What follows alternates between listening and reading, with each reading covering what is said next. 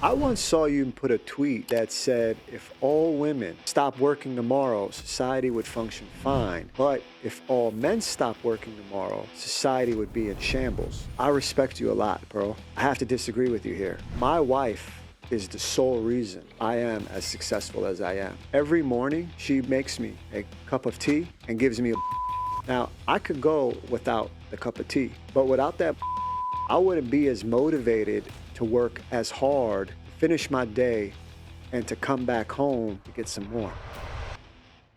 I have a special guest. I have seen you. We were just talking. I've seen you all over TikTok, all over Instagram. I've seen you on Sneeko's stream. Welcome, Nima, to the show. Thank you. Thank you for having me. I was trying to think of how to introduce you because you do a lot of stuff. So how do you introduce yourself typically? I like to create content for fun. Just try to make some fun content that, young men could benefit from. Prior to that, I worked in private equity and finance, and I still do real estate financing. Outside of that, I like to have fun and create content. And you're constantly being attacked 24/7 for just going against what the culture wants. I mean, that's it. It's even you see it with comedy. You see it with politics. Mm-hmm. And I, have just noticed that Matt Rife, have you seen his content? No. And I want to just say he does comedy. And if you look at Matt Rife, and I respect him, I think he's a talented comedian. At the same point, I think because he has a face where you could say, objectively speaking, is he a transvestite or not? No, but... Wait, can I Google it? Yeah, sure. What's his name? Matt Rife. I'm not making fun of him. I respect him. I'm just making this as a case study because I've studied Matt Rife. Oh, okay. So he's like a pretty boy. I mean, he's objectively handsome. He's objectively nice, friendly guy. And objectively, you could imagine that he's a transvestite. If he makes a joke, or if you and I, let's just say we're having fun, we make a joke. Yeah. We get the same analytics as him. Back end, shares, comments, likes, excellent. I think because he makes jokes at the expense of men, looking bad, that he can get 10x, 20x the views. So there's a new sort of shadow ban on TikTok where they hide your content to everyone who didn't follow you or it wasn't shared to. It's next level. And I don't think Matt Rife ever deals with that. I would say in about 24 hours of being here in London, mm-hmm. I have probably seen about 20, 25 flags for homosexuality. Oh my gosh. And it's so bad here. Yeah.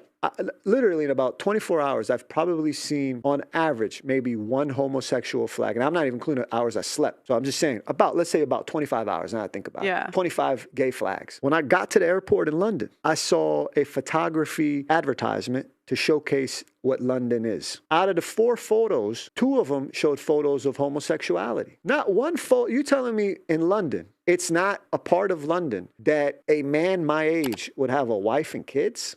That's not London. But out of the 4 pictures describing London to newcomers, 2 is homosexuality. 1 is a Pakistani kid having ice cream, and then 1 is the street corner. But the 2 is homosexuality. And then they'll act like they're not throwing it in our face. When it's literally everywhere. I can't go anywhere and not see gay flags. I would say in the last 30 days, 3 things that stuck out to me about Europe. 1 was in Zandvoort, Netherlands. I was walking across the street and I looked down and I saw this blue-purple color. I said, wait a minute, that's odd. Then I looked a little bit more and I saw the other colors. Then I realized that the crosswalk was the LGBT colors with the trans colors. Then a few days ago in Spain, in Marbella, on the government building, they had flags. They had the EU flag, I get it. The flag of Spain, I get it. The local state flag, I get it. And then the gay flag on the government building. And they're they're implying that it's equally as important. The country, the city, the state, and gay people. This is all it's you can't make this up. You can't make this Where is my straight person flag? What about a flag for marriage? What about a flag for children and marriage? Facts, man. But no. By the way, I have gay friends. I have nothing, and I'm sure you're pretty cool with them too. I have nothing against. It's just at some point we're denying the obvious. Where are you from originally? New York, did you say? I lived in New York about 15 years. Okay. New York City. And where before that? Like, where were you? Yeah. So I lived in DC. I actually I lived in Europe for about a couple months prior to getting a home here for the last few years. And I lived in DC. I lived in Atlanta, LA, New York. But New York City is where I lived the longest, about 15 years. Okay. And is that because you said finance, private equity? I did, yeah, but I also worked in the nightclubs. Okay. So I was working for about 10 years. I worked with fashion models in New York City nightclubs. Wow. Yeah. So I would go to castings and I would meet the women and I would get their number. I would exchange information and then I would invite them out to the nightclub. Then I would charge a fee for bringing them out. And it was a good situation because the women wouldn't feel obligated to owe me anything. And I would get a fee from the nightclub. So I would charge like $1,000, let's say, bring like 8 models. And then I'd bring like 5, 10 other women who weren't models, but tall, generally speaking, or pretty. It's like I bring like 10, 15 people, like a crew. We would take a table, we get bottle service. That's where I learned a lot about women. That was really like my PhD in understanding women because my women were essentially my entire clientele. I didn't get paid to bring guys. I only got paid for bringing women. Well, I'd imagine too, you have to learn so much dealing with like the top 10, 20% of women in terms of, because I'd imagine if they're in New York modeling, they're probably top, would you say 20% of beauty in the world, right? Yeah.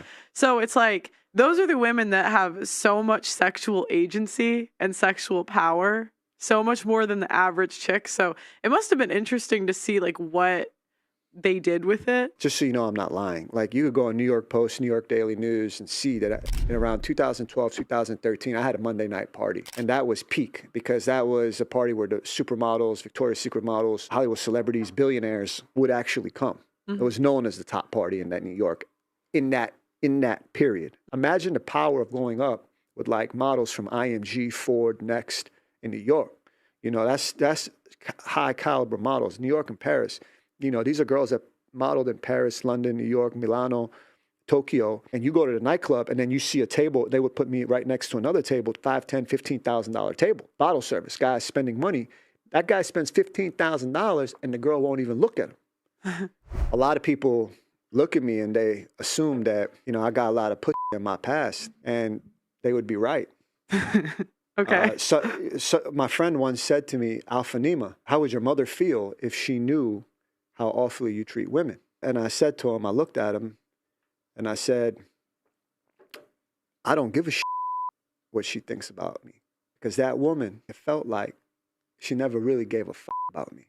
Well, the one thing she was good for was the milk in her titty.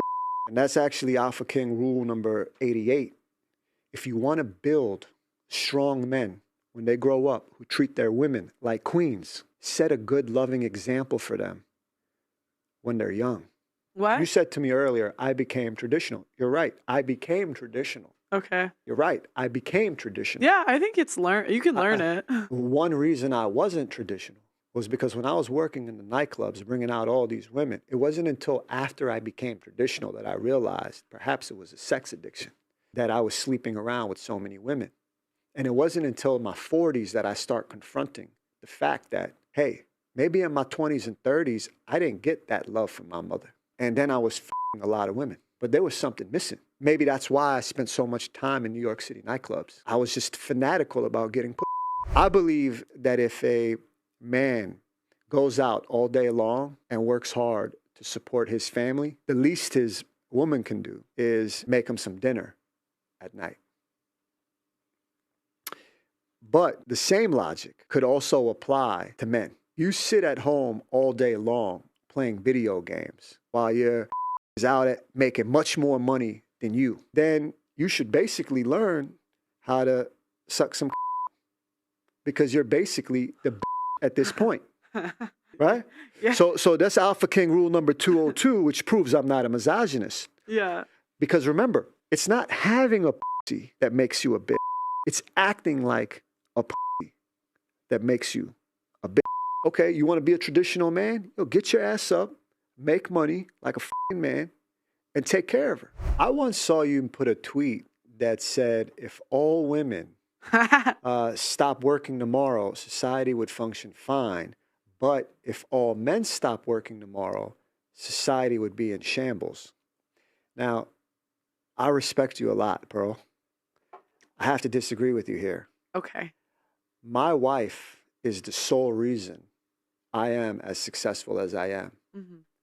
Every morning, she makes me a cup of tea and gives me a then I start my work. Now, I could go without the cup of tea, but without that I wouldn't be as motivated to work as hard to finish my day and to come back home to get some more. That's actually one of my Alpha King rules as well. A great woman, this Alpha King 202, a great woman will help you become successful a lot easier. Shit, I don't know who the fuck he is, but I gotta get Alpha King Nima on stream, bro.